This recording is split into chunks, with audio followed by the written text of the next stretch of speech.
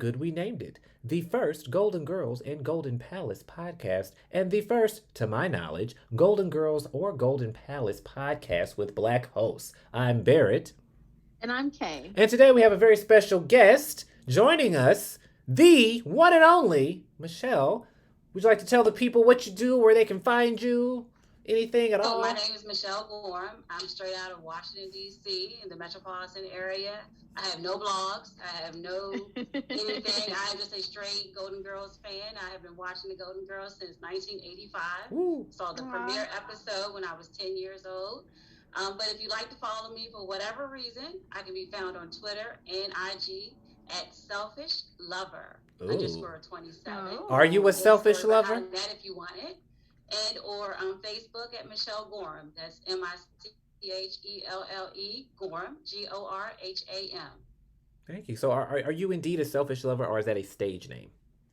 Well, okay. So you really want this story? I mean, why not? Spill the tea. We're here now. Okay, so the tea is for grown folks. All right, you ready to drink? We're all grown here. Spill the tea. Okay, so long time ago, my first husband, from Chicago. So I'm gonna shame you guys a little bit. Oh damn.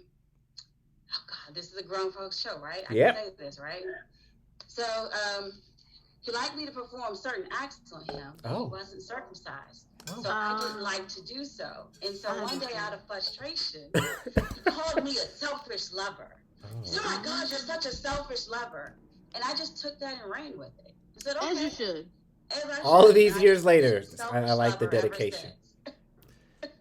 So will he be joining us at Goldencon since it's in Chicago? Absolutely not. Just curious. Well, that is quite a backstory. I'm still on that. So this is a perfect example for everyone listening. You don't have to be.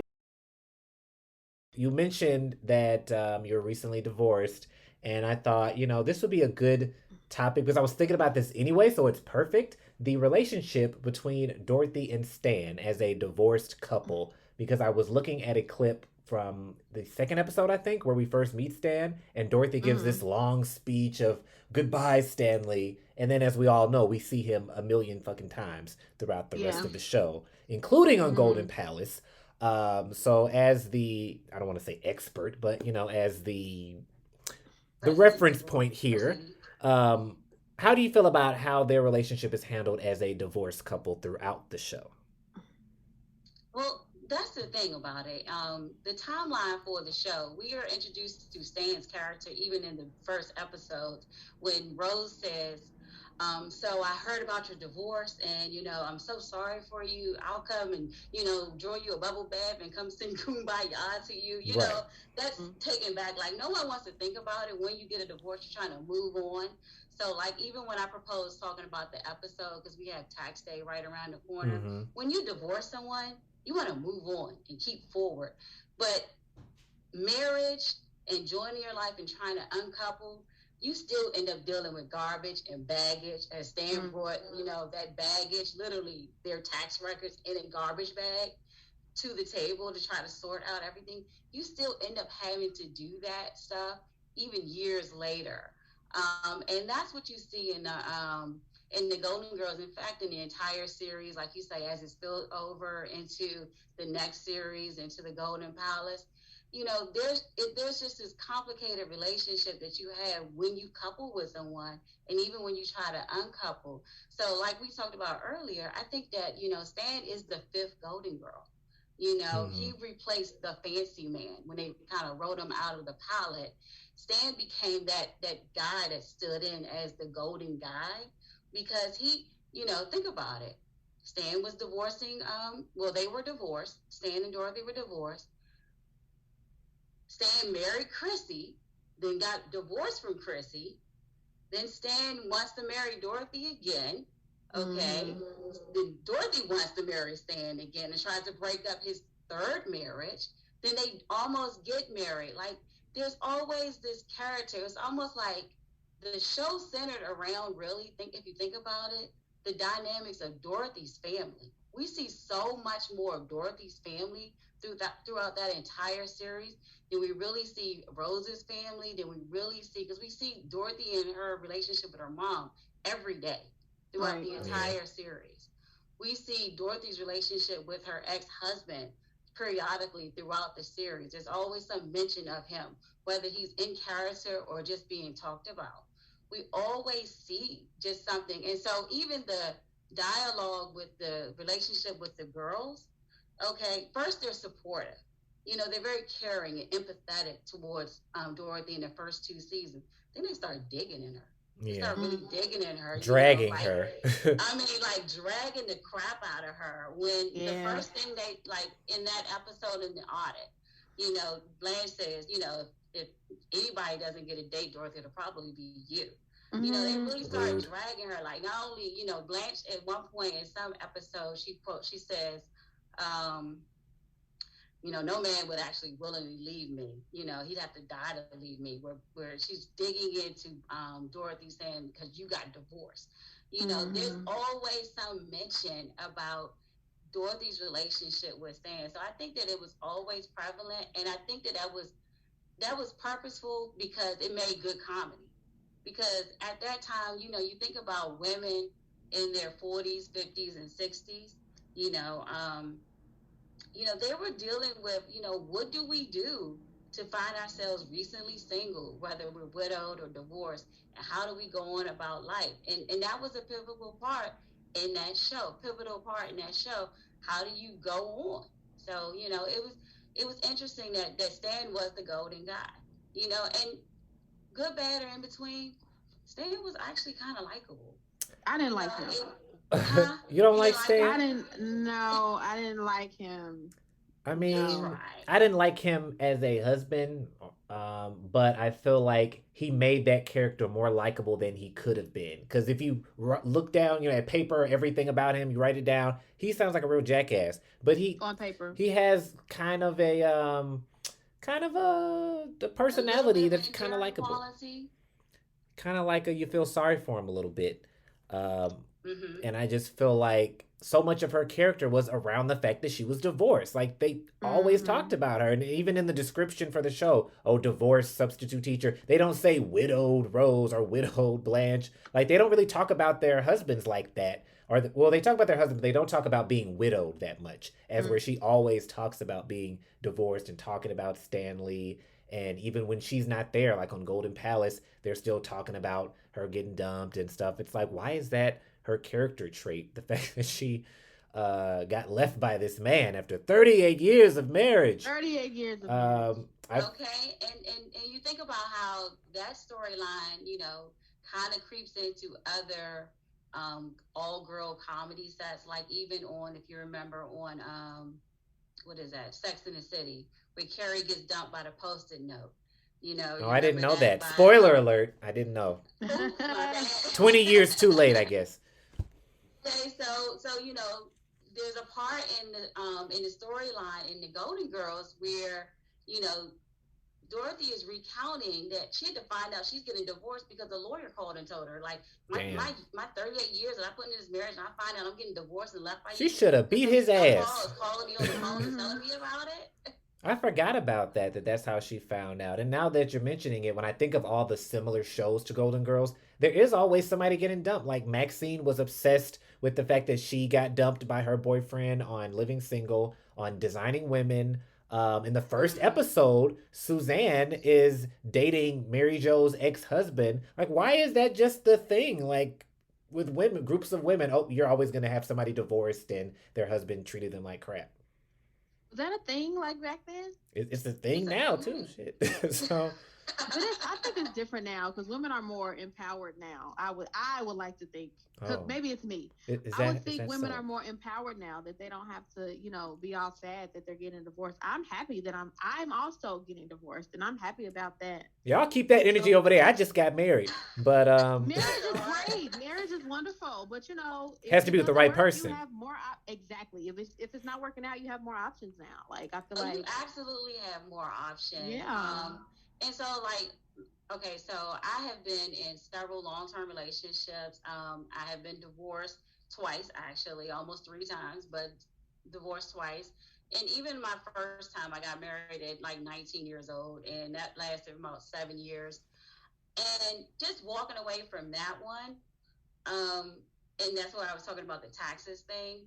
You know, I remember coming out of that thinking, okay, we're going to make a clean break. There's no division of property. But I forgot that he screwed up the taxes. Damn. And so he had taken out one of those anticipation loans or for your taxes, your tax refunds. And so, like, there's this penalty hanging over my head for all these years for about $1,200. And one year I forget about it, and they swipe that money back, and I'm Damn. so mad. That is very Dorothy and Stan. You know what I mean? So when she's calling out like, Aunt Dorothy doesn't have that kind of money. I felt that because I didn't want to give them that money, knowing that it was his to give. But you know what? For $1,200, I still don't have to deal with him. I took that lump. And I kept it moving. You know what I mean? So We filed separately, but not because I think we're gonna get divorced. But we don't file together. But that not yet. That's something that I don't really think about. That damn, you're really just stuck with all this baggage from somebody you don't even want to deal with. I guess in my head, I always think, well, if there's no kids, either you're because you're older or you just don't have any, then you don't have to deal with that person. But that's not true. You still will have something. So, but with Dorothy, other than the audit and other than like Kate's wedding and when Kate was going to divorce Dennis, there really was no real reason for Stan to be popping up like that. Like, you cut ties, everything's over. Although the building later on with Uncle Angelo, the big bean bug lady, it's always something with him. He's always dragging her back into some shit. He's the worst. That's his problem. And maybe that's why I don't like him. Up, yeah. he, this whole marriage and divorce thing. First of all, a marriage is like a business agreement. It's a legally binding contract that you have with another individual to share your entire life with them. And when you decide that you don't want to do that anymore, it's hell to get out of it. Especially if you don't end on quote unquote good terms, or if you're not amicable toward the other one. It can be very hectic and very stressful. And even the kids, if you look at some of the interaction with Michael and with Kate, okay, Kate didn't even want to get married in the States. She wanted to go to the Bahamas on that second episode. She was like, listen, I'm not even going to deal with my mother and father in the same room. Yeah. I understand that. As a child of a divorced parent, I understand sometimes how hard it is to deal with divorced parents in the same room. You don't want to see your parents bickering. Like, even on your happiest day, you can't ignore that when that's the case. So she even says, hey, Mom, listen, if you're going to invite him, you're going to go all the way. I need you to make the phone call, and she's like, hey, I'm the one who gave you the best years of my thighs. Like, come on now. Like, she's got so much hate going on with her. Yeah. I think there can be, too... Oh, no, go ahead. Barry. No, go ahead. Okay. I was going to say, I feel like too, a lot of like the bickering and the arguing and the fighting is a lot of unresolved, unprocessed feelings and emotions that people don't take the time to heal from. Because even if me being an almost divorcee, I don't have hate in my heart for anyone. I'm not bitter. I do my best to not be a bitter ex-wife, regardless of how uncompromising my almost ex-husband can be. But I still, we have children together, so I do my best to make sure that if we have to be in the same room together, that it's not a bad vibe, because it's not the kid's fault that me and your dad aren't working. He could be a stellar dad but a shit husband, you know what I'm saying? So it's not the kid's fault, and I do my best to make sure that if we're in the same space together, that it's all cohesive. So I think when it's not cohesive, that the two, once married people haven't taken the time to really get over the fact that they're not married anymore. Wow, on a very special episode of So Good We Named It. You can see that if the kids were having a problem at their old age, okay, then there were problems in that marriage for a very long time. They already picked up on, and they carried into their adult life. And as I'm giving you guys my Rosalind Cash look, it's a lot cleaner when I get It's working. It's working for you. It's working my for Lorraine Lorraine Zbornak look. It's working. You should come dressed as her for Goldencon. I was thinking of coming as Marguerite. Oh. Well, as long as you don't go for that freaky stuff.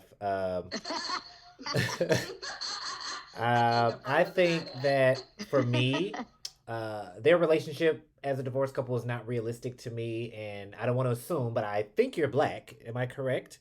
Who, me? I got 2 black parents. Okay, I don't like to assume these days. You never know. But for me, Did I tell you I was blackity black? Yeah, you did. Well, Rachel Dolezal said that too, but I just, you never know. You look black to me. Good night. night. I mean, you look Good black to night. me, but people Good never night. think I'm black, and I think I look black, so I just have to ask. But I think that to me this was not realistic because I remember Mm-hmm. when I was a kid, I had a friend in school who their parents were divorced, and they were like best friends, and my mother would be like, "Yeah, that's Mm-hmm. white people do that," because both of my parents had been married before, and I never heard or saw anything of these other people ever again. It's just like Mm-hmm. chops, you're out of here. And like my husband is divorced, he does not see him. And if I don't think we will, but if we were to ever get divorced, knock on wood, I don't know if I'd ever be seeing him unless we had kids. So for them to be hanging around each other so much, I'm like, you're Mm-hmm. divorced. In my head, that means I have nothing to do with you unless maybe we have kids. That's just But so they love crazy. each other still. That's how it was even a possibility for them to get back together because they still love each other. But I Like, feel like you know it's what a I'm saying? cultural thing, though. Typically, not all the time. I feel like typically, if there's a black couple, they're divorced and there's no kids, unless they're just really they were friends first, maybe, and they broke up on good terms. Usually, there's not all this back and forth. It's just like goodbye, to hell with you, in my I wouldn't, for experience. me personally, I wouldn't want it to be goodbye to hell with you because if I married you for a reason. But if we're not working, we're just not working. I don't want to be your spouse anymore. That doesn't mean I hate you and fall off the face of the earth. You know what I'm saying? I'm Well, that's not what I'm going to go saying. out and On, hang on out. bad terms, like if you end on good terms, I can Uh, see that. But in their case, they ended on bad terms, and they're still hanging out and stuff. Like, why? Why would you yeah. even entertain Nah, this man? I don't know. Yeah, Because they like it, each it, other it still. gets That's what I'm also a saying. little tricky too when you introduce like other spouses into the picture. You know, like even going back to the show on the second episode where Stanley is inviting the new couple, Kate and her husband. Oh, we come out to Maui, hang out at our With me and condo or Chrissy. our and to the beach house Mm-hmm. and everything like that. Now, like I said, my mother and father were divorced when me and my brother were very young, and my father had a multitude of women. But Oh. I was like, Daddy, can you make him wear a name tag? Because I can't do it. He was not a Okay. selfish lover. Okay. Yes. But there were very few of them that I actually developed very close relationships with, and I'm actually friends to now.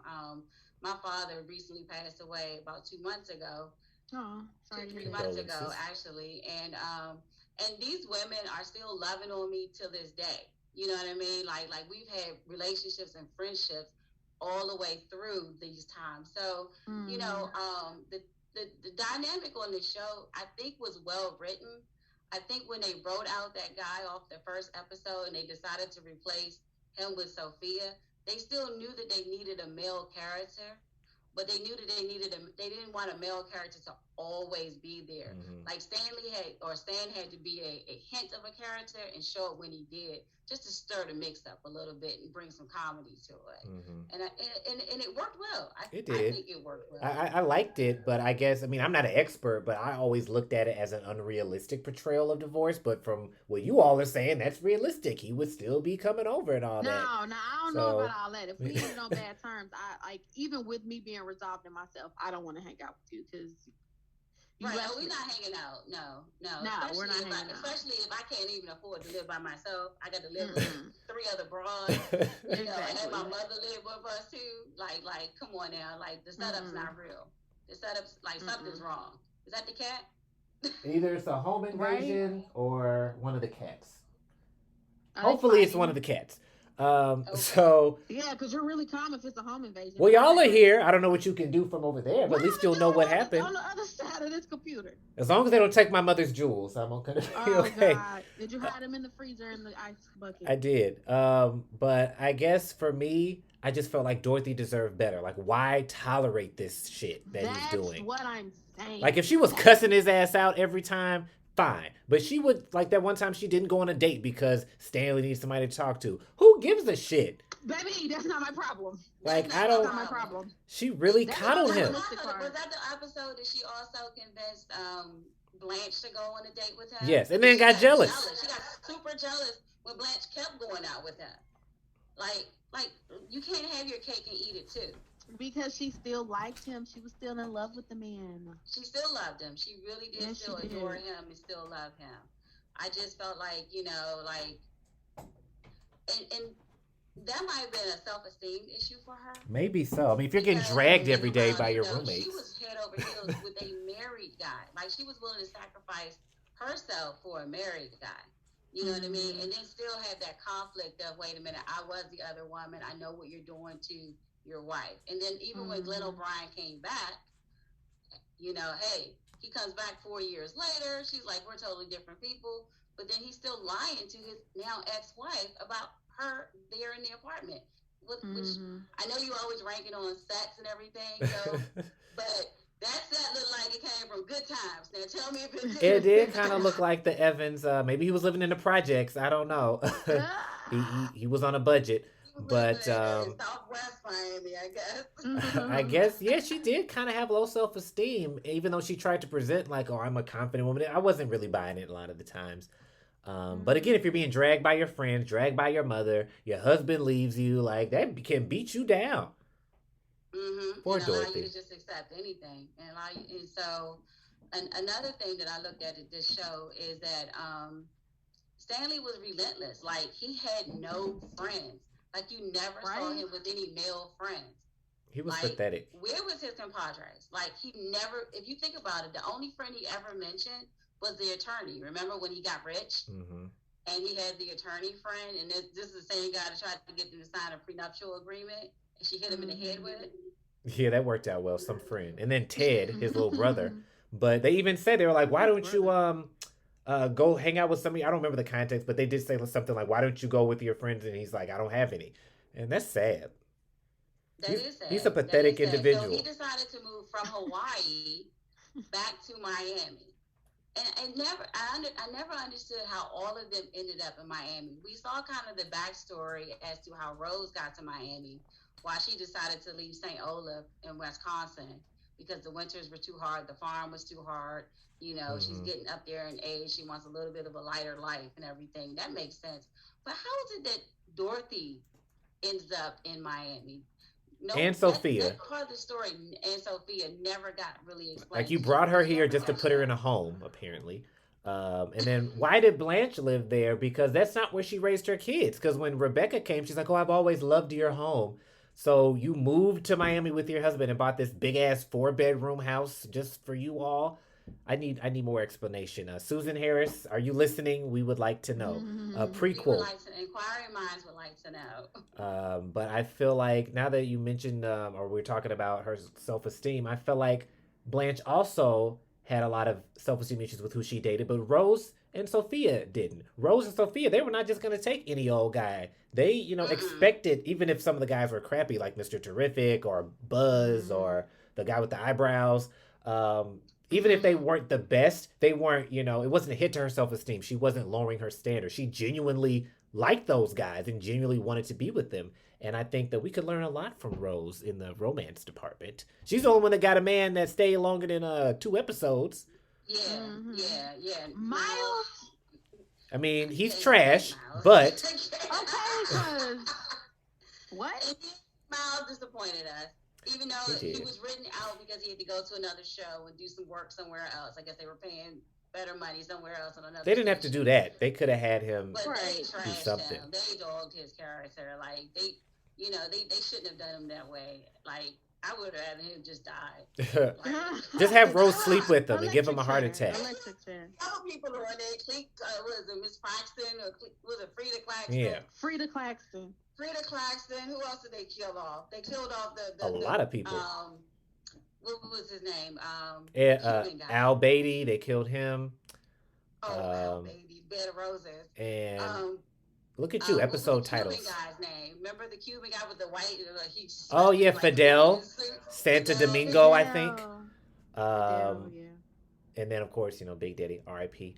But I feel like part of why Dorothy put up with so much is because of how Sal was with Sophia, because people typically will I remember emulate you the talking relationship about they that, and I see. was screaming at you about that on a podcast, Do, thinking you could hear me now though. that you're here, do you feel like that is Yes. why she put up with that crap?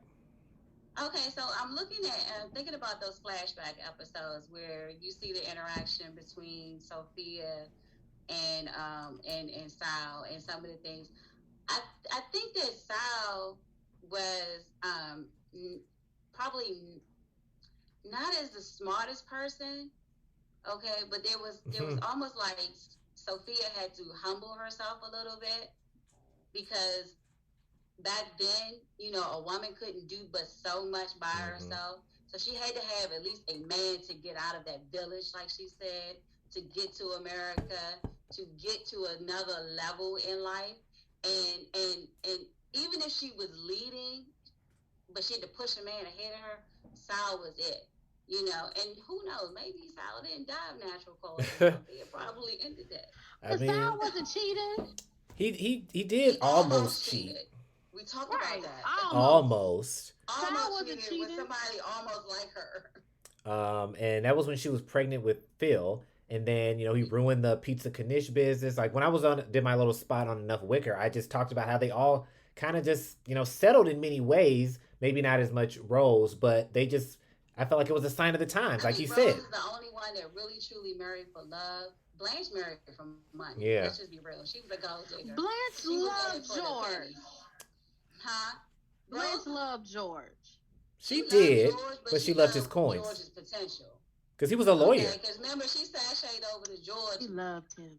and she gave her cup to her fiance and went over and got a dance from George at the ball or what have Mm-hmm. you. So I don't think that she saw George as like, wait a minute, this might be a little bit better game over here. Right. Let me go check this game out first. There was always like a move for her. I think that yes, she loved him, but it was always I could do better over here. Let me go ahead and do better over here. But as Um, wild as Blanche was, she never cheated on George. So I think she actually loved him. True.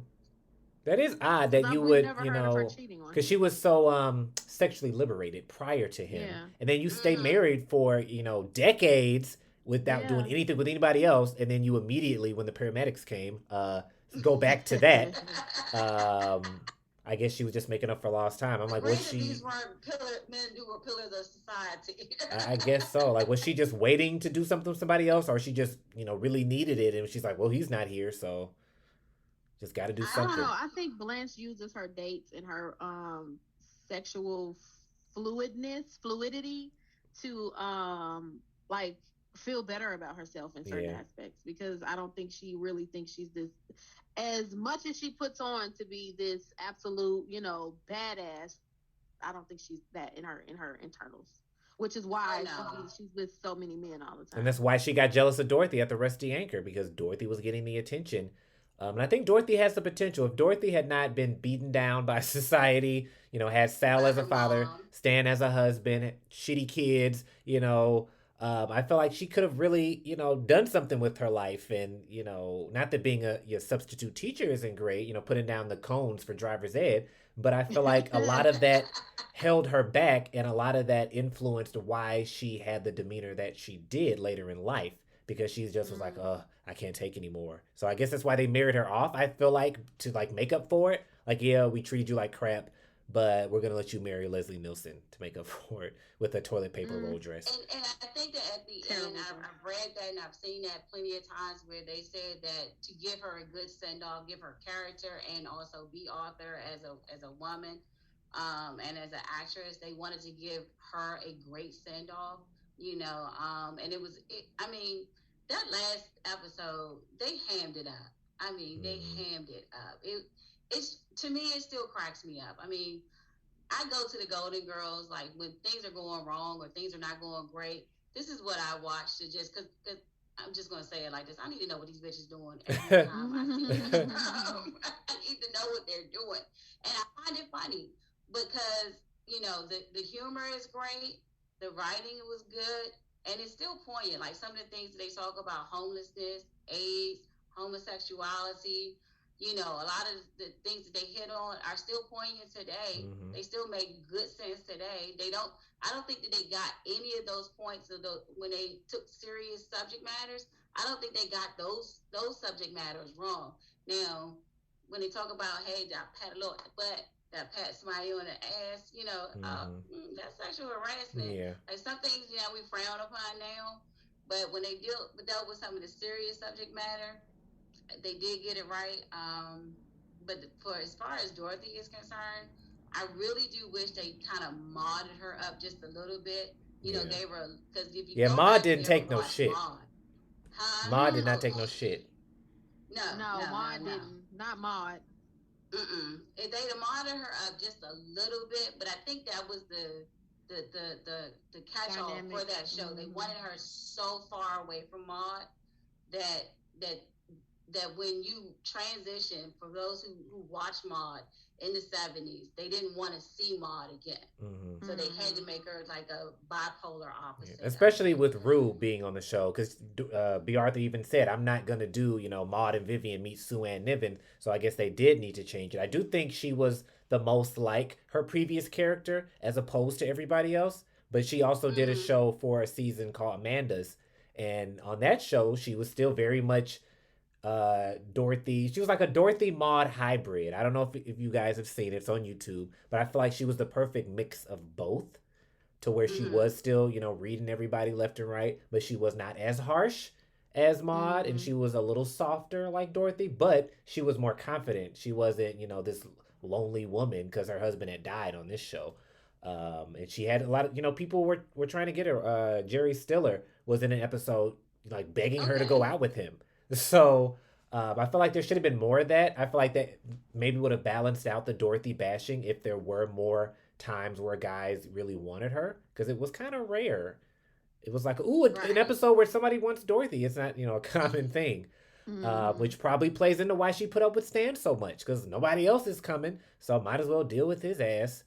How sad. So one guy who actually showed a lot of potential kind of in the middle of the series was, I forget the character that Dick Van Dyke played. Ken Whittingham, I think. He was a clown at the end.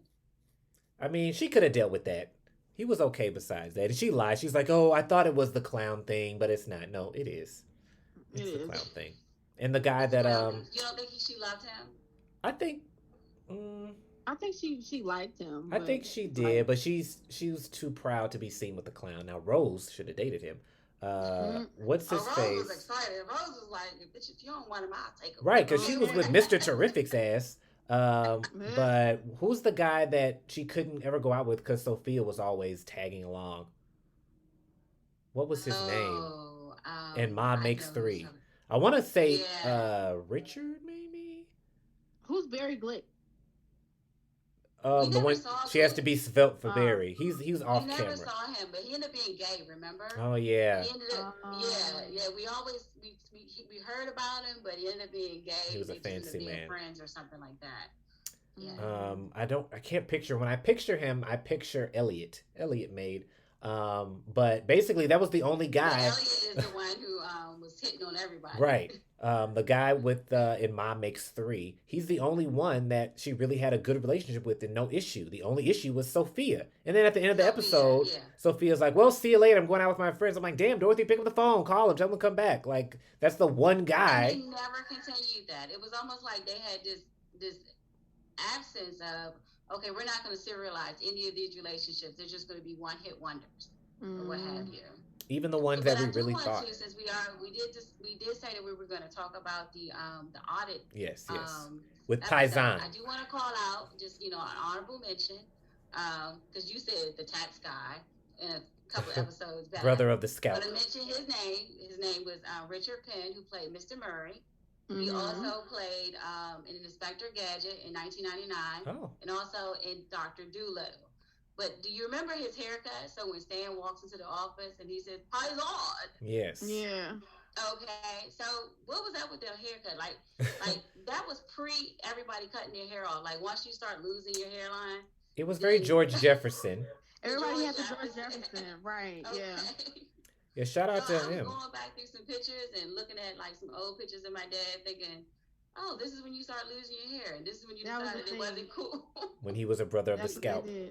Well, but look at you with the facts. Back in the days to just keep that bald spot right there. I'm cutting it all off. I don't think I'm going to lose my hair. If I was going to, I would have lost it already. But if I ever did, I'm just going to cut it off. I'm not about to have all of this, my hairline starting in the middle of my head. No, just bald. I got wigs. It's fine. But the character that you mentioned that you had the facts, eat your heart out enough, Wicker. We got some facts here. He's the only black person, I think, other than Alvin's daughter, where they don't make it a point to mention that they're black. Oh, and the little buddies or whatever that they had, where they took him to the mall. Those are like the few times where there's a black person, they don't have the a line where they're mentioning that they're black, like he was just a tax guy. I think. Didn't he? Did he make a Okay, so joke? Mr. Murray, Did he make a yeah, joke and about then it being also black? the piano guy. Remember the piano guy? I Oh told yeah, you it him was too. Freddie Oh, you Johnson. were like, you don't know who that is? I was like, Okay, because I was like, you go ahead and give me your black card back, Slim. before my time. I don't think they mentioned that, but he was just, a regular character because black people are regular people, and he was just there and just happened to be black. So I'm glad that he got it some little shine on the show. I I'm wish he actually would not come to. regular. I'm extraordinary. Thank Oh, you. okay. Extraordinary black people, such as Kate. But hopefully he'll be at Goldencon. I don't know. That would be nice to see him if he's out there. If you're listening, what was his name again? Richard something? Richard Penn. Richard, if you're listening, Richard, We come on the love to show. see you. We'd We'd love love to to see have you. Richard Penn, yes. But yeah, that what was the B story in that episode? It was when Rose was going to Spanish class, night school. And so, Blanche was like, oh, there are smart men in night school. Oh yeah, then she just stopped going at the end of the Right. She was episode. like, oh, no, I didn't sleep with him. I only told him I was going to sleep with him to get the grades, get the test scores. They had a lot of continuing education that never went anywhere. Just taking a lot of classes. Oh, I need this for my degree. What degree? What What are you degree? doing? You work 12 hours a week. Um, Right. Okay. And almost an alcoholic. but I ain't seen none of them go to 12-step meetings. Not a one. clearly. But I appreciate it, them, having that little tidbit of them going back to school, even though it went nowhere. We never hear Rose speak Spanish again. Just something to do. Mm-hmm. And her little ensemble, oh, Dorothy, she really immersed Mm-hmm. herself I in need that to go culture. back and look and make sure that Rose was not wearing Marguerite's outfit, though. It was very similar, and it was borderline Very. problematic to be wearing that. Not as bad as Sophia dressed as the mammy. Uh, Ah, With well, the if it ain't headscarves. the The kinfolk. headscarves and get the me. triangle. My God. As problematic as it is, I do love that scene. It is. She looks like she's like, what the hell do I have on the whole time? What is this? Do you, as a black woman, not to assume your gender, I don't want to assume anything, get canceled, but do you? You never know. You never know. People present one way and they identify another. So I try not to be I problematic. identify as a queen. I Um, identify as a black woman who's okay. almost as old as Blanche thinks she is Okay. when she first started. Do you feel that the mixed blessings episode was the racial controversy it was made out to be? No. And I'm so mad that Hulu took it off the air. Doing I too love much. that episode. Doing way too much that nobody asked for. It's back on Oh there my now. God. I'm so upset that Hulu took that off the air. If they're listening, if we could send this to them, you want me to send it to them? Because I know you Send got it a to Hulu account. I'll send it to them. Okay, so Call me out. We'll edit that out later. Don't worry. But it's back. They brought it back. oh, yeah, okay. So it's on there right now. But you know what? Because honestly, you killed off all the characters. Like, this is the first time you see so many black characters on one screen in that episode, and they don't show it anymore. It's been, what, 2 years now? Like, come on, y'all. The It's not insensitive. I found nothing. Yeah. I've never found anything wrong with that. I feel like a lot of companies just did stuff to be doing it. Our job, I won't say what, but there was something we would use internally that had the word black in it, and they just stopped using it after George Floyd was killed. I'm like, what? Who cares? This has nothing to do with Because anything. people got hypersensitive after certain I'm things. like, they took that a little too far. Like, we I can't got really say. hypersensitive. So I guess they thought they were doing something. I'm glad it's back. How do you feel about the representation, since we have a black person on here for only the second time? That's not us. How do you feel about black representation as a whole on the show in the various? Am I back? Yeah, I think you're back. Okay. Okay. So what I was saying is, I don't think that we were over characterized. I don't think that we were. But if you remember, the show aired on Saturday nights at 9:00. Mm-hmm. So there may have been a little bit more grace than if the show was aired on a Tuesday at 8:00. During prime time. So there's a certain segment of the American population that was going to be, watching that show that might not have been watching it at Tuesday at 8:00 or a Monday at 8:00. Mm-hmm. So So they probably had a little bit more leeway for the stuff that they could write about or stuff that they could say. That's why, they use. I mean, I can't believe how much they curse on that show. Yeah, like even saying bitch. Like you can't Right, barely say that now on a lot of shows. right. I mean, just to use the word slut, they use that word a Slut is lot. not a curse word. But I It's remember borderline. Rose calling. A little janky here. I do recall that for a couple of seasons anyway, Golden Girls aired on the same lineup with 227 and Amen. So it's interesting that they coupled it with black shows. But I guess I never understood like why did they have to make a point to be like, hey, are you black? Like were black people just not expected to be on TV, or are they not in Miami, or were they seem so shocked anytime there was a black person? I don't know if that's something that other shows did. I feel like I don't see that on other shows, but I also don't see a lot of black people on other shows of Right. that I think era. race was a thing, which is why I guess they wanted to make it known when they had a black Like, person hey, look, we got a sometimes. black person. Right. Yeah, Yeah, because I watched old episodes of like Cheers, mm, and I rarely saw any black people on Cheers. yeah. So maybe they were trying to get like some recognition. Like, hey, we got Or black or people. or, or your favorite show, which you haven't caught up with, Frasier. Yeah, that's on my list for later to watch. I don't think I've ever seen a full episode. I know Kim Coles was on there. Before we wrap up, I'm just curious again from a black perspective. You were saying you don't watch it for that. You just watch it to enjoy it. But I always have gotten, why are you watching this show about old white ladies? Blah blah blah. Is that something that you have gotten? Because I'm sure people know you love the Golden Girls. Okay, so I'll be honest with you. I used to be kind of ashamed of it. I'm just gonna be straight up honest with you. And it used to be something that I would hide from people. Like I really wouldn't tell people like I watch this every day. I I don't go to bed without watching an episode. When it was on Lifetime, they stretched it out and they would have it come on at 1 o'clock in the morning. And I'd stay up and watch it. I wouldn't tell people that this was my thing because it was, it really was my thing. It wasn't until recently that I just actually owned it. As you Um, should. and when I say recently, like within the last year or so, this is Damn. just my thing. You were in the I just closet, the Golden Girls I was in the closet. closet. I was in the closet. I've been in the closet for a long time. I mean, it became a source of tension in my last marriage. That's all you fucking watch is the Golden Girls. I was like, Not the what? Golden Girls breaking up marriages. Shit. God damn. Right, right. I was being about that shit. That and the hairdresser. Stop playing with me. And I was, and they'll say, oh, I like Sophia or something, but I can't believe you watch this every day. There's the same thing. This is what I like. Right. And Let us I live. remember, right, let me live. So my mother would come over, and I'm in the kitchen. I got the Golden Girls on Hulu or whatever. I'm cooking dinner or what have you. And she want to change the channel. I'm like, go to your house and change the channel. Don't come here. And I remember about 6 months ago, I was riding one of my executives around, and he's like, "Well, Michelle, what kind of television do you watch?" I was like, "Well, honestly, I watch the Golden Girls." And this 60-year-old white man is like, "You sure you don't watch like Living Single or Ooh, something?" I'm he like, tried "You it. don't watch it." He's trashing it. Wow. So I just, I was in the closet for a long time, but I'm out now. I'm waving the flag. I got my T-shirt, everything. Right.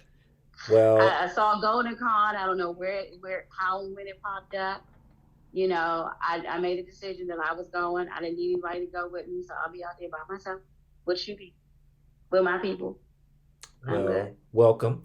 I didn't hide it, but I was kind of embarrassed about it, especially as a guy, and especially before I guess I knew I was gay, because I guess now it's expected. But, as a kid, because I was watching this as a kid, like 12, 13, 14, so everybody else is Dragon Ball Z, whatever the hell else kids watch, and I'm like, oh, well, I gotta watch Lifetime 6 times a day, and it didn't help that back then it would say Lifetime, television for women. And I'm like, damn.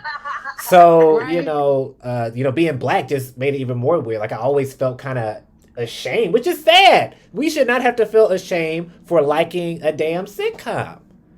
Exactly. Right, That's fucked up. right. But now I live out loud, as you see with my shrine behind me. As you should. And now it's cool. So now everybody else wants to like it. I'm like, oh, so where were y'all when I was in junior high getting talked about? But now it's, I go to Ross, they got Golden Girls book bags. Like now it's just the thing to do. So we were ahead of our time. They weren't with you shooting in the gym, Barrett. They weren't with you shooting in the gym. we were ahead of our time, basically. We were. Especially, I feel like I feel like a lot of white people probably are not feeling that same way, but a lot of black people feel like are now coming out of hiding, like having this this Twitter.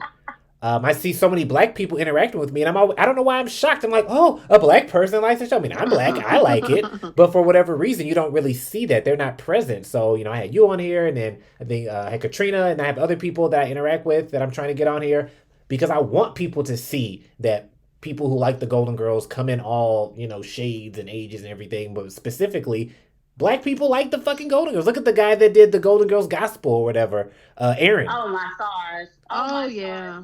I love it. My soul on fire. The biggest gift. The biggest. So, I mean, clearly, black people like the Golden Girls. And I feel like, That song takes me back to my childhood best friend.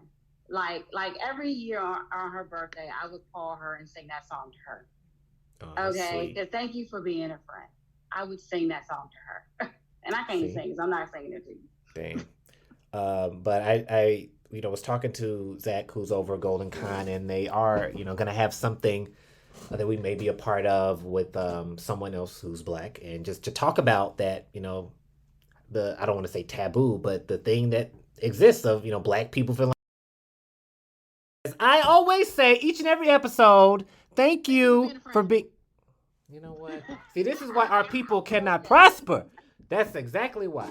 For more information on our podcast, head over to www.sogoodwenamedit.com and follow us on Twitter and Instagram at SoGoodWeNamedIt. And check out our Facebook page, So Good We Named It, Golden Girls Golden Palace Podcast, and our Facebook group with the same name. And to find out about the next Goldencon, go to thankyouforbeingafan.com and join the mailing list. And as always, thank you for listening and thank you for being a friend. Hopefully that it opens up the conversation. I will be very excited. I'm hopeful to see a lot of black people at Goldencon. They might be there under assumed identities and trench coats and, sunglasses. But as long as they're there, because we exist. On my face. Right.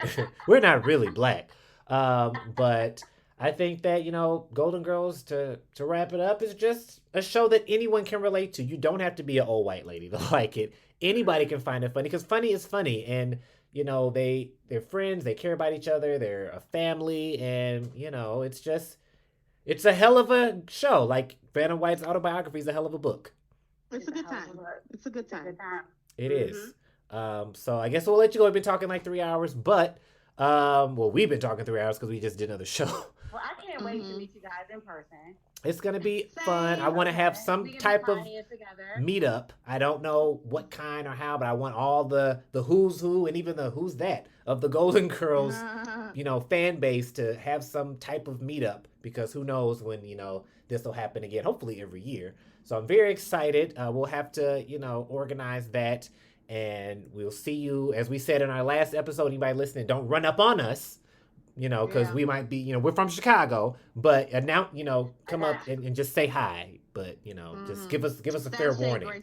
Because even my husband the other night, I don't know if he was like trying to hug me or what, but I was like, what the fuck? And I was in the house. I was ready to fight. I was like, hey, you better announce yourself. So,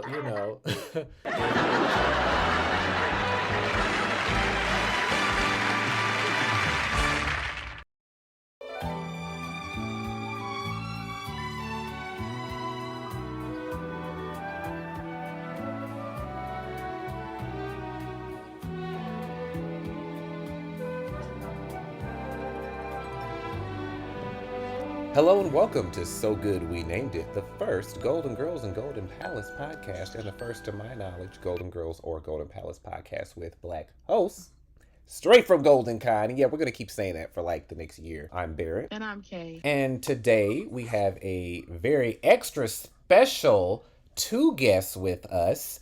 We have Lourdes and Melissa, who were part of the Betty White Memorial in Oak Park, which kind of got the ball rolling on So Good We named it. So thank you for joining us, both of you. Thank you. I do want to Wonderful.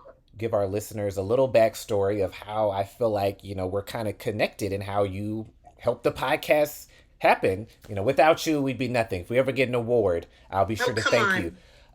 So I had no idea. it's true. It's true. I, live in Chicago. And of course, when I heard about the Betty White, originally was a birthday party, then a memorial. Either way, I was going to be there. And my friend and I went, not Katie didn't go, another friend of mine. And I wedged my way to the front as close as I could get. And I was amazed as soon as I got there with how many people were there.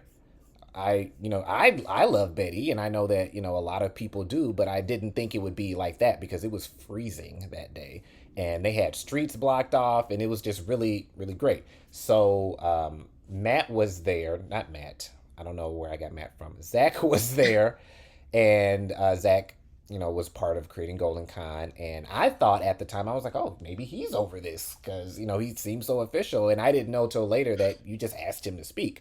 And I said, okay, if he's over Goldencon, I have to be involved in Goldencon in some way. So I was trying to get to him, but it was too many people. I was trying to get to Cindy Fee, again, too many people. And I made it inside of the theater, and I was like, I'm just going to walk around like I belong, and no one's going to question me. And I made the mistake of going back for my friend. I should have just left her because she was too slow. And then when I tried to go back in, someone was like, oh, you can't be in here, blah, blah, blah. Because it was for people that were a part of the program. But I just sauntered on in so that I could try to talk to Zach to get to be a part of Goldencon. So then I didn't get to be, to talk to him. So I had pictures and videos I was tweeting. And I was like, hey, I was right there. And I was trying to talk to you. I have a podcast, which I think at that point we maybe had one episode up. But I was just like desperate to be involved in any possible way. And that kind of got the ball rolling. And had I not gone to this, I don't know if I would have been involved in Goldencon because that was kind of my foot in the door of, hey, I was at the memorial with you, and hey, I was right there. So thank you for creating that. And in talking to you at Goldencon, it seems like we all are in the same boat. Zach thought it was going to be a little thing at a community theater, and that blew up. You thought this was going to be a little, thing in Oak Park, and it blew up. We thought this was going to be us just talking to ourselves and no one listened, and now we're at Goldencon. So we all just had an amazing turnaround. But can you tell us how this started and how it got to be what it is now? So I'd like to say that everything about Betty and Goldencon, it's just, we've been so thrilled with the response. And to make a very long story short, when Betty White turned 99, I thought to myself, Oak Park's got to have a party for her next year when she turns 100. But as spring turned to summer, turned to fall, I didn't hear anything about this. So I went to our publisher. Melissa and I work for Wednesday Journal and Growing Community Media, the local paper for Oak Park. And I said to him, we have to have a party for Betty White's 100th birthday. And he was kind of surprised, but I just said, I'm not taking no for an answer. We have to do this no matter what. We are the source because we are the newspaper. People rely on us to give them the news. And our clients, our advertisers could actually promote this and have Betty White specials around town. And I thought it would be a cute little idea. I just want to interject, Lourdes, because I think maybe the listeners don't know necessarily that Betty White was born in Oak Park, Illinois. So yes, thank you. I apologize. Lourdes' brilliant idea. Well, I've always known that Betty White was born in Oak Park. I actually thought she lived on our street. Melissa and I both live on Taylor Avenue, and Betty's family lived on Taylor Avenue. So that has always just brought a nice, warm thought to me. And I just figured that we had to do something. And I was very aggressive about this idea. And luckily, our publisher, Dan Haley, was open to it. And when I told Melissa about my idea, and I think this is like November or so, because her birthday was in the 17th of January, I said, I think we should do something like the Saturday before her birthday because we want people to attend. And that January 15th, we were having a birthday party. And I got Toronto Baking Company to donate a cake. spoke with people, the Historical Society, about some history about Betty White. And we pretty much had an agenda going with the village president speaking with her thoughts and a proclamation. So we were moving forward and very excited about this. The businesses seemed to be on board about it. I actually called Prime Party and asked for 100 Betty Whites to be around town, cutouts. And when New Year's Eve came, that day shocked the world, shocked myself. I immediately called Melissa to let her know about that Betty passed. And I didn't even know what to do at that moment, but it quick, probably within about 5 minutes, it was as if the show must go on. We are going to have a Betty White centennial celebration for her. And from there, kind of the rest is history. TMZ picked up on our party, People Magazine the same day. TMZ picked up the wrong day, Monday the 17th instead of Saturday the 15th, which caused a lot of damage control issues, but it happened. And the businesses really took on their own spin on it. We were contacted by Red Vines. They passed out hundreds and hundreds of Red Vines. And I couldn't, we're still on a Betty White high, really, from the entire experience. It was unbelievable. So the section actually was in our paper. And if anyone wants to see that section online, that is findable at oakpark.com, our website. And we also have a video from the event if you Google Oak Park Betty White videos, you can actually see what we did. And I will turn it over to Melissa, because Melissa really put this section together and made it come alive. There are over 40 ads. There's interviews with people that are local to Oak Park and how Betty White influenced them. So take it away, Melissa. Well, I'll just be honest. I'm a food writer. I'm a chef. I literally just blurted out my love for Betty White in front of Lourdes on a day where she had this wacky idea to throw a birthday party for Betty White. So my deep and sincere love of Betty White and the Golden Girls very specifically comes from my mom, Trish Melzer, who was kind of had the show on a continuous loop throughout my childhood. She spoke about them like they were her real friends, right? Like, I'm sure you both can, right? Kay and Barrett, like, you can name the episode by the way the wind is blowing when you watch the intro, right? Yeah, actually. Totally. Like, you know exactly which one it is. And I feel lucky to be part of that club, And so when Lourdes asked me to write this section, it turned into this very interesting series of people, like speaking to George Geary, who made the cheesecakes for every episode that featured cheesecake, who happens to be my friend. I didn't know that. I thought that they were all store-bought.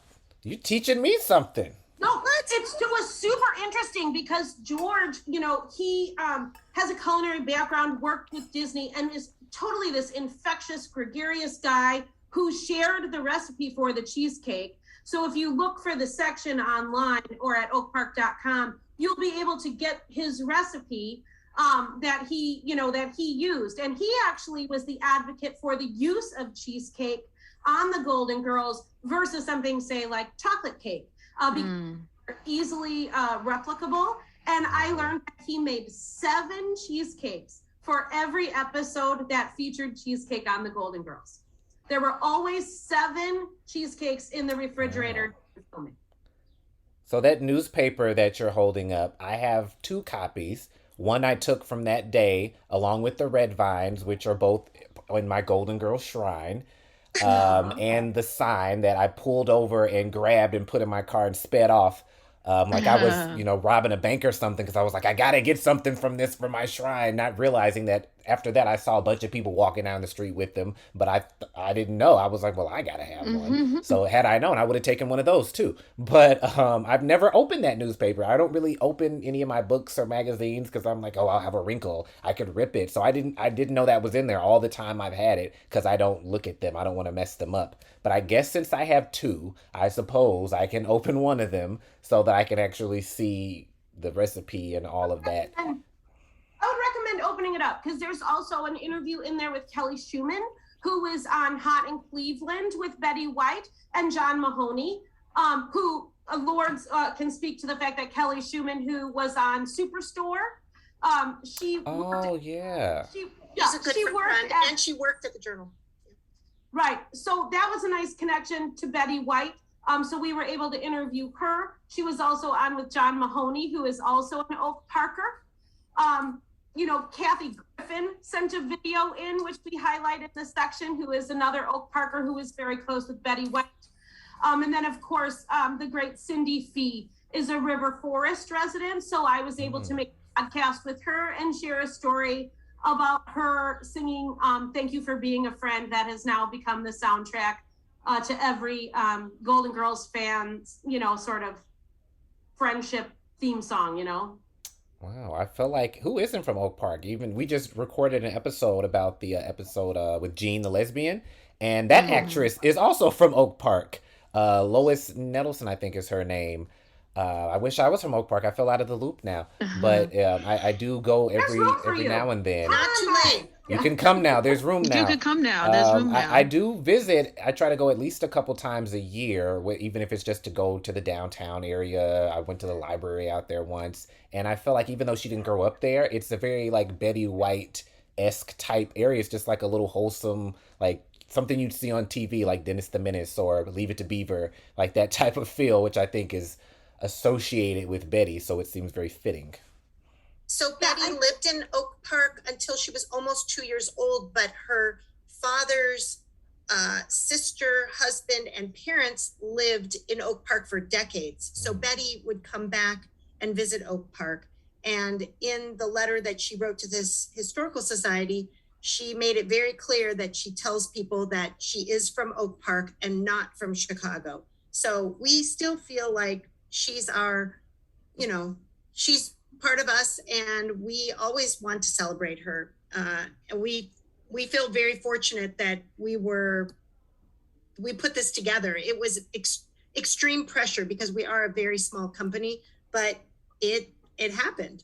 And we were able to incorporate her loves with animals. The Animal Care League was on site. As you probably saw, the puppies and kittens were ridiculously adorable, and they were all adopted. They raised over $24,000. Wow. And that was just an amazing event just to be part of it. And again, on one of the coldest days. I mean, if her birthday or if her passing had been, in June or something, I can't imagine the amount of people with it being that many in January. That was the thing, Barrett, that was so confusing to us, because it was going to be this fun little celebration that I think Lourdes and I both equally hoped would reflect the very best of growing community media, reflect the best of our community, and just give our businesses yet another reason to come together during a time that was extremely difficult for local, independently owned businesses. That was it. It was just supposed to be fun.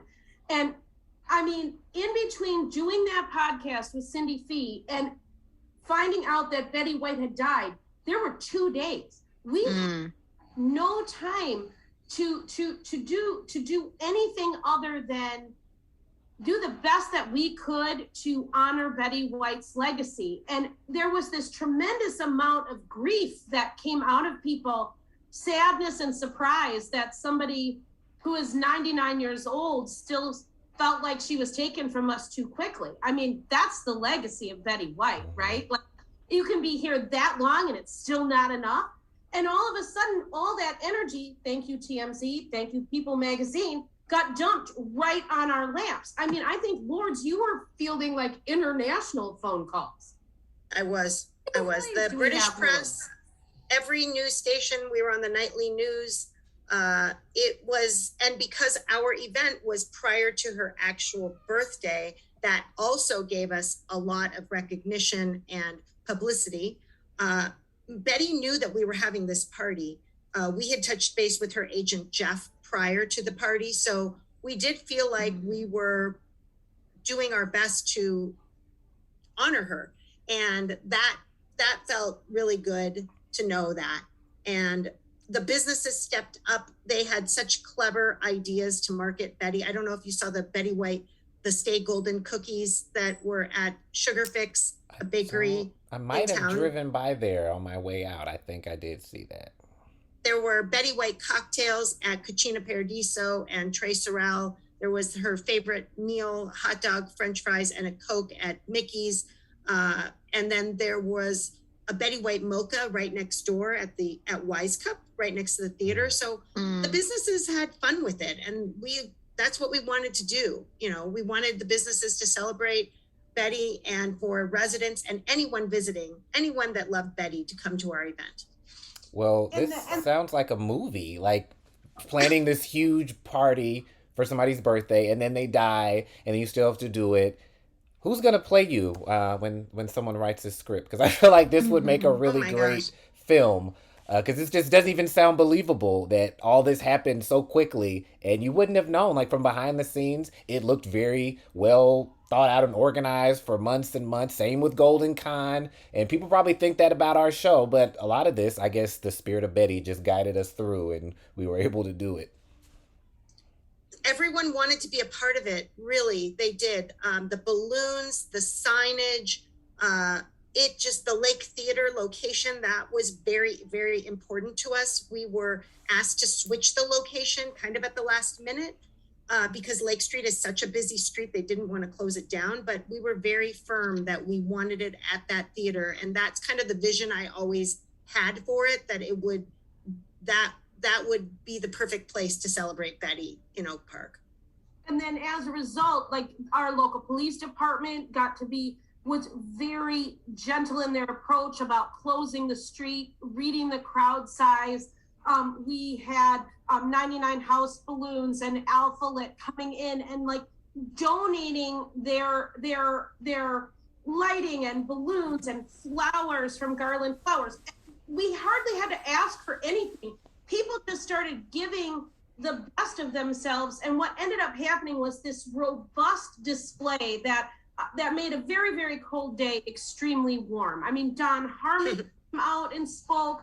You know, the proclamation reading was very heartfelt by our village president, Vicki Stamen. I can't put it into words, you know, how fortunate we were to have so many amazing people come together. You know, the moment I realized something pretty spectacular was happening, when it became clear we needed risers for the press, I was like, what are you doing? It was a moment. Yeah. I think personally that I would love if this was an annual thing. I don't know if that's something you've discussed, but I'm feeling the same for sure. I'd really like something, so maybe we could collaborate and think of something. I'm all for it, because I feel like after that, and I think a lot of people, that was like their grieving, because, you know, I don't know if she even had a funeral, but if she did, it wasn't open to the public. And I think a lot of people needed that to kind of, you know, get out their emotions. I didn't see anyone sobbing, but I think it was just like cathartic of, okay, she's passed, and now I'm here with fellow people that love her, and we're all celebrating her together. And it just was the perfect right timing for everything. And like you said, every time I would see Betty White trending, it would never even occur to me, oh, something happened. Any other celebrity, I'm like, oh, they must be dead. But she's 99. I'm like, oh, she's fine. She's fine. And it just, I don't know how long I thought she'd live, but it just didn't even seem possible. It's like, oh, she's a kid. She was so young, only 99. So I definitely agree. Forever. And right. I think the whole time while we were planning it, there was a moment where I said, are 5 people coming or are 5 million people coming? I mean, we just didn't know what to expect, and the weather didn't hold people back. I remember the night before the event, I was entertaining the Prime Party president, who flew in just for our event. And I said, let's just go over to the Lake Theater and see, where your name's up in lights, because we had all of our sponsors up in lights. And we turned the corner and there were news trucks up and down Lake Street getting, doing the 10 o'clock news about saying, tomorrow morning, we'll be here for the Betty White celebration. And I was like, oh man, we didn't know what to expect. If I recall work correctly, in local news media, like you don't expect to be the story, right? True. Like so interesting. It's like I don't even know what I'm doing here. Like I write about food. I can't believe I food. And Lourdes, who did the lion's share of that, got spread so thin because there was so much from radio to news that I finally cracking up took the interview for the high school newspaper by myself. I mean, we were running the gamut of people who wanted to know more about what we had started. It was really incredibly special in hindsight. Wasn't it a part where they said it was going to be a Betty White day? Am I imagining this? I feel like I remember that. TMZ. That's all TMZ. So it's not real. That's just what they said. Okay. Well, we certainly in the Village of Oak Park, we're not going to proclaim Martin Luther King Day was Betty White Day. I'll tell you that. So we would love to have a Betty White Day, just not on her actual birthday when it falls on Martin Luther King Day. You know what I mean? Maybe a day in the summer can be Betty White Day. Yeah, or someday would be fab, but that was a little bit tricky for us to negotiate for a variety of reasons. Yeah, I don't think I realized, even until you just said it, that it was the same day as Martin Luther King Day was her birthday. I knew it was close. I don't think I knew it was the same day. So hopefully they can, maybe do a 6 months from January. It's nicer outside and call that Betty White Day, or a Golden Girls Day. I think we should plan, because her birthday is going to be on Tuesday, the 17th of January, 2023, her 101st. So I think we should talk about this. Well, you got my information. I would love to be involved in any capacity. Anyone listening, you got anything Golden Girls, let me know. As I've been saying from the beginning, I would have been happy ripping up tickets at Goldencon at the front door, just so I could say I was there. Luckily that I was doing way more than that. But how do you get involved with Goldencon? Because I didn't get to see you. I think we met backstage. I don't think Kay was back there yet. Green room. And I didn't get to see what you did, but how did you get involved in that? Well, because we were connected with Zach, he asked us to be on the Betty panel, which we were thrilled to be a part of.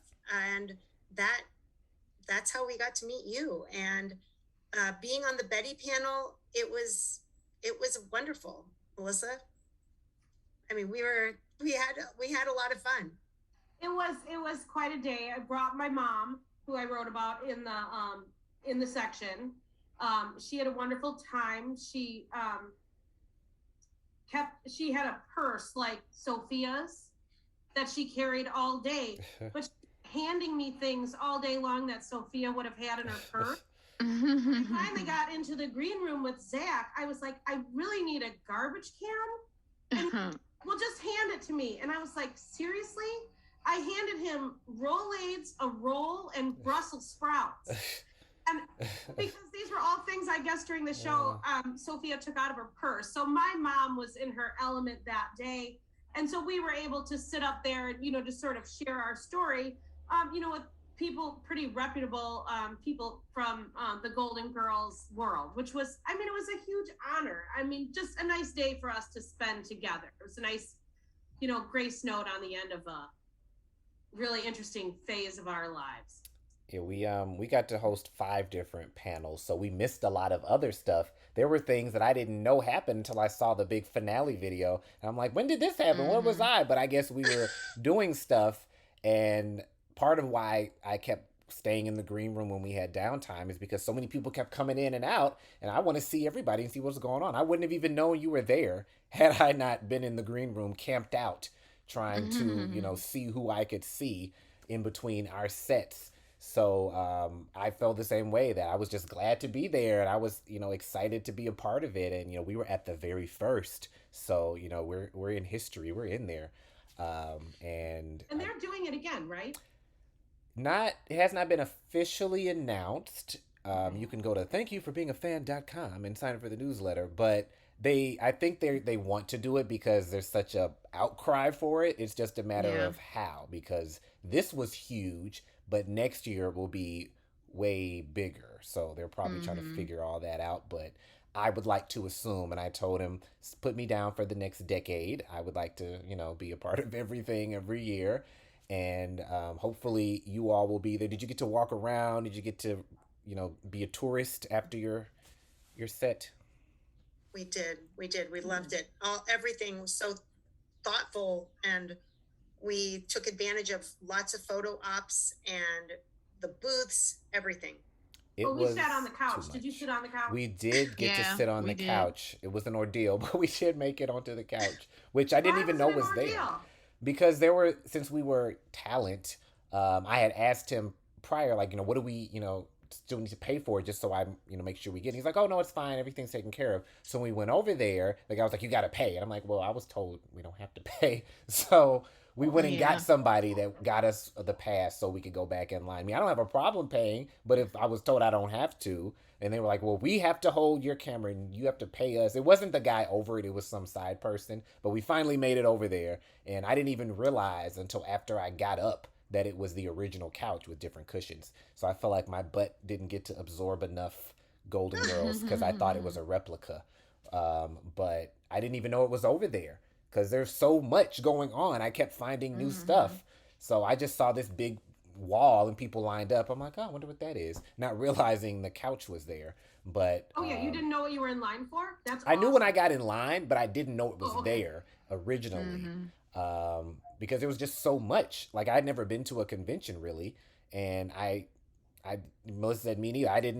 I wasn't prepared. I thought this would be a cute little, okay, a couple little Golden Girls things here or there, and Mm-hmm. a lot of people were saying that's what was exhausting them so much is that they weren't prepared for what this was, so we couldn't be mentally ready.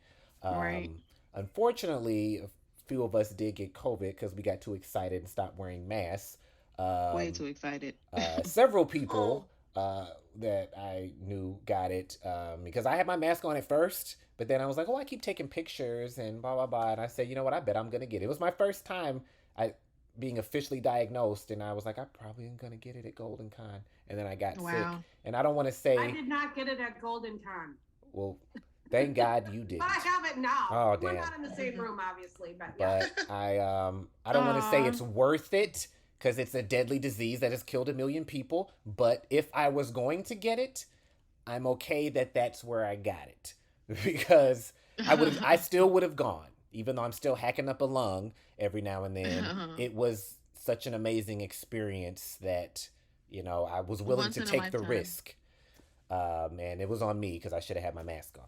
But I feel like Dorothy said in the last episode, these are memories that I will cherish for the rest of my life. And I felt like you and everyone we've spoken to that was there has the same feeling. We're still riding the high and still just can't believe not only were we there, but we were a part of it as Right. well.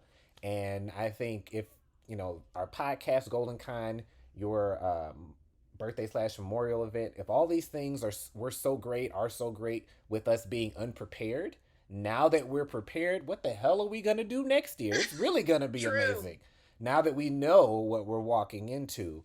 And I think it's just the power of Betty White. I really can't think of any other person that would have this kind of impact at all, which is saying a lot. Of There's billions of people in the world that are very beloved by someone, but no one has this type of power.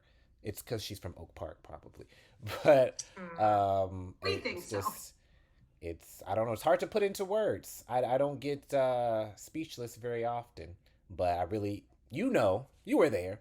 And if you're We're listening, so just Right. glad imagine. that you came and had fun. And that was the thing. We didn't know how far were people coming from St. Louis to our event. Were they coming from Milwaukee? Were they just locals? We didn't know what to expect, but it's awesome to know that you were there. And I think when I look at footage, I can find you there too. I had on a big black fur coat and some giant fur earmuffs. It was all fake. If anybody wants to throw blood on me, if you see me in the streets, it's fake fur. And I was very close to the front. and trying to get whatever I could. I really wanted to take the life-size cutout from my little Golden Girls museum, but I felt like that would have been, I couldn't be inconspicuous with that. So if you have any left over that you need to get rid of, just saying, I can swing by. But I am very excited for next year. And where can people find you guys if they want to know more? Websites or blogs, whatever. Our website is oakpark.com. And what I was looking for the section last night. Anyone can always email me. I'm still getting a few Betty White related emails, and I'm happy to, I'll send the copy to people. I can email them the digital issue. My email is lourdes@oakpark.com, which is LOURDES @oakpark.com. And I've worked at the Wednesday Journal and Growing Community Media for over 25 years. So I'm not really going anywhere, and I'm pretty easy to locate. So the only other thing that I would chime in there is I'll make a shameless plug that we are like hyper local, community minded journalists. Growing Community Media made a move to the nonprofit journalism world. So we do our work thanks to community support. So by going to growingcommunitymedia.com, you can certainly make a donation to keep our work going. We were proud to take a loss on the Betty White event because we wanted to do right by her and by our community and right by our organization. But certainly we survived during these troubling times for journalists thanks to community support from everyday people who appreciate the work we do. Thank you so much for joining us, and we will definitely need to talk offline about many things. It never really works, but we're going to keep trying it until we get it right. So thank you for joining us, and as always, thank you for being a friend. That one was actually good. It was good. You are still a little slow. For more information on our podcast, head over to www.sogoodwenamedit.com and follow us on Twitter and Instagram @SoGoodWeNamedIt. And check out our Facebook page, So Good We Named It, Golden Girls Golden Palace Podcast, and our Facebook group with the same name. And to find out about the next Goldencon, go to thankyouforbeingafan.com and join the mailing list. And as always, thank you for listening and thank you for being a friend. There's many things I want to do. I feel like every person we have on here, we just had someone who's a realtor. I was like, oh, I always wanted to be a realtor, and I always wanted to write for a newspaper. I wanted to do a lot of things, and you can't do everything. It's not too late. Not too late. I don't live in Oak Park. Would they let me? I don't think I can write anywhere in Chicago, the Tribune. Well, if we're Sun-Times. collaborating on the 101st birthday. That's true. And I got a guest slot for you right there. I'm an honorary Oak Park resident. I'm grandfathered in through Betty. I hate when people say grandfathered in. Oh my gosh. I'm gonna just claim it. I do really like it. It's just a little far out from the city. I personally like the suburbs. Like I can go there, but my husband is like, I don't want to live in the suburbs. We grew up in the suburbs. I'm like, if we have kids, I don't want to be in the city. I want to be in the suburbs. But he's a city guy now. So Oak Park would welcome you and your future family with open arms. I just think everything was wonderful, and it was very exciting to meet you all at the Goldencon and be a part. Well, I feel like I'm a part now, but hear about how you all set everything up. It was really amazing. Clearly, I was just floating through because I didn't know you were there when I was talking to them. You were in the green room with me? Yes, I was in the green room with you. I did not know you were in. Seriously, in my memory, it's just me and them. But because that's all you remember. And I know other people were there, like passing through, but I was just so focused in on this conversation because I was excited to meet you because I was like, oh my God, the people from Oak Park are here. So I just zeroed in, and everyone else was not in existence, including you apparently. I was there. I remember Lourdes saying that she had to go down to every news station to correct the date miss thing that TMZ did.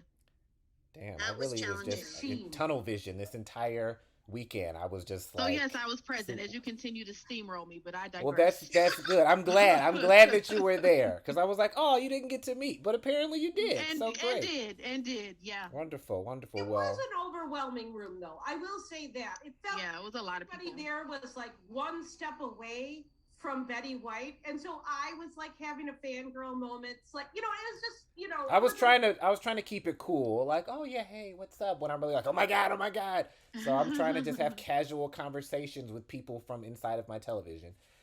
So I think you and I are probably on the same page. Like, oh my God, I can't believe it. Kay seems like she was pretty cool. Yeah, Kay keeps it cool. She took it all in. We were like, I was just taking it all in, like you said, for sure. She's the cool It was one. a lot going on. It was a fun experience, though. It was a lot of love there. Like, it was a real vibe. Like, everybody was so nice. Even the celebrities, the people, like, everybody was just so very nice. And it was a great thing. It felt out of body to me, a lot of the time. Same. Until you started talking to individual people that you didn't know. And in that moment, there was such an immediacy of common ground that really felt like where you were made sense. And as soon as that interaction went away, it was like you were back in that out of body world. It was a big surreal vibe. Yeah. They need a support group for people like us, as Dorothy would say. Because I've definitely felt like I don't want to go back to real life. I don't want to do all that because I'm not into a lot of popular things, so I'm not used to being around a bunch of people that like what I like. So it was kind of weird. Like, oh, you know this quote? You know this scene? You know what I'm talking about? It's like being in a foreign country and then you find a group of people from wherever you're from that all speak your language and eat your food and have your customs. And you're like, oh, finally, somebody gets me. And it was like a whole weekend of that. So definitely out of body for sure. I'm like, next time, can it be like a week long? Maybe Golden Girls Camp, do 3 months. I don't know. Is that too much? But thank you so much for joining us. Thank you. Again, I would never imagine I'm sitting here freezing in my fake fur coat watching you speak, and now you're on my show that I don't even know if we had the show yet at that point, but we didn't. We hadn't even had an episode yet. So Look at us now. Next year we'll be on our talk show on NBC. Yes. And you'll be a guest on there. I'm putting it out there. So now that it's in the universe, it's officially going to happen. And you can say you heard it here first on the So Good We Named It Golden Girls podcast.